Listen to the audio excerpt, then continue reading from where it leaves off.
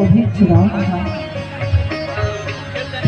प्रभु माखन चोरी की लीला करने लगे और माखन चोरी की लीला करते करते बाल तो आनंदित रहते हैं, पर गोपियों को भगवान से बहुत उलाहना रहती है, गोपियों को भगवान से बहुत शिकायत रहती है। एक दिन भगवान एक गोपी के घर में गए, देखा दरवाजा खुला हुआ है। भगवान ने जल्दी जल्दी बुला दिया उन सभी को, आओ। सारे ग्वाल घुस गए। कन्हैया सबको निकाल निकाल करके पहले माखन खिलाया, फिर स्वयं बैठ करके माखन खाने लगा। इतने में गोपी बाहर से आई और जब उसने देखा कि कन्हैया घर में बैठ के माखन खा रहा है और अकेले माखन खाता तो समझ में भी आता, इतने सारे ग्वाल वालों को लेकर के आ गया है। अब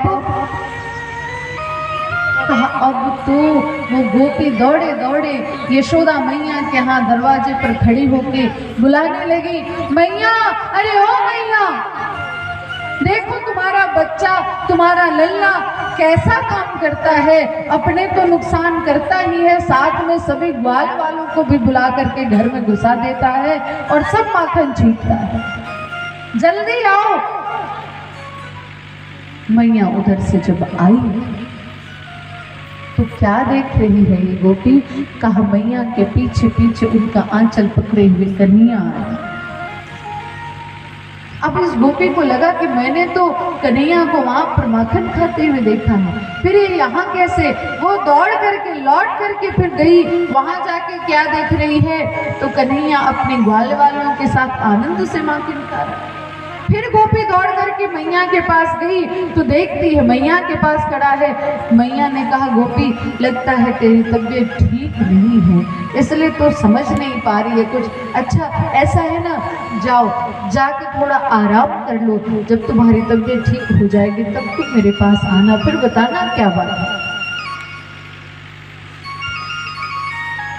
ऐसे ही सबको चक्कर में डालते रहते। एक दिन ललिता नामक एक गोपी ने भगवान को पकड़ना चाहा और उसने क्या किया, अपने मटके में ही घुंघरू बांध दी। मटके में घुंघरू बांध दिया और फिर खुद ही नीचे चारपाई लगा करके सो गई। कन्हैया आई, उन्होंने देखा कि आज इस ललिता ने हमसे चालाकी की है, हमको पकड़ना चाहती है, देखते हैं कैसे पकड़ती है। कन्हैया ने क्या किया, अपने मित्रों को एक के ऊपर एक, एक के ऊपर एक, एक के ऊपर एक चढ़ाया। सबसे ऊपर कन्हैया चढ़ गए, मटके को पकड़ा, वहां घुंघरू को जब देखा तो कन्हैया ने उस घुंघरू से कहा, सुनो घुंघरू, बजना नहीं।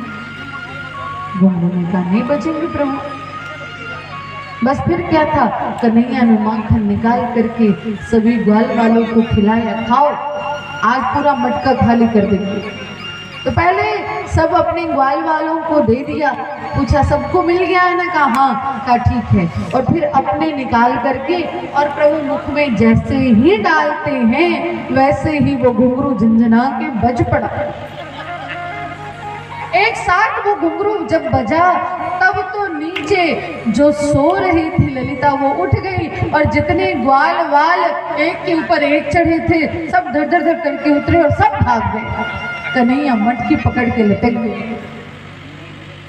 ललिता ने कहा, नीचे उतरो। कन्हैया ने कहा, रुको, उतरते हैं, थोड़ा हम इससे बात कर ले, थोड़ा हम इससे बात कर ले। भगवान ने कहा, क्यों रे, जब हम अपने मित्रों को खिला रहे थे तब तो तुम नहीं बजे, और जब आज हम खुद खाने के लिए तैयार हो गए तो तुम इतने जोर से बज पड़े, क्यों, मुझसे तुम्हारी कोई शत्रुता है क्या, क्यों बजे तुम मेरे सुनाने। उस घुंघरू ने कहा कि प्रभु, शास्त्र कहता है कि ठाकुर भोग लगाए तो घंटी बजनी चाहिए, और आप भोग लगा रहे थे। मैं अगर नहीं बजता तो शास्त्र की बातें असत्य हो जाती, तो इसलिए मैं बज गया नारायण, आप मुझे क्षमा करिए।